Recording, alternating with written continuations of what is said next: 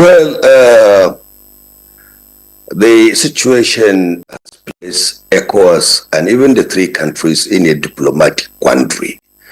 And I do hope that the olive branch that has been extended would be taken by these three states to come back to the fold. ECOWAS, as a regional body, is one of the most effective regional body in the African continent. And if you look at what ECOWAS has achieved over the past 50 years, progress has been made with regard to the integration, the economic integration of the region, the collective developmental programs, combined strategies to fight terrorism and insecurity in the region. ECOWAS, when you look at the volume of ECOWAS, it's quite encouraging. Today we are looking at an export volume of closely over 154 billion US dollars, which is an appreciable figure.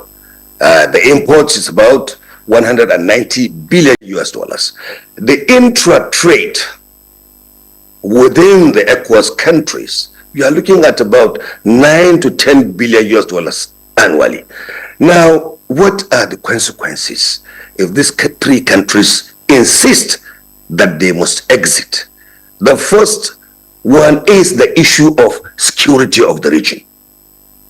And I do hope that they would understand the implication, regional implication of combating transnational organized crime, banditry, illegal trafficking of illicit drugs, terrorism that has bedeviled especially the Sahel region where these three countries are located. Going further, these countries, I do hope, will also realize that the reasons that they have advanced or adduced, I strongly hope that the mediation committee that was set up must have put across to them the consequences of exiting from ECOWAS. And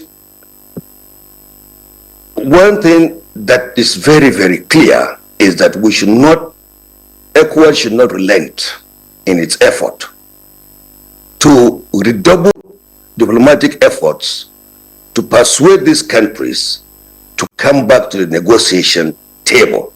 Of course, in such a situation, there must be compromises from both sides.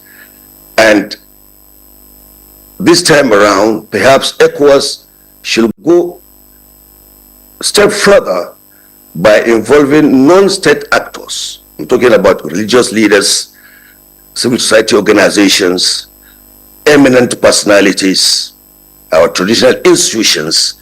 They should all be involved to bring this, our three brothers, back onto the negotiating table.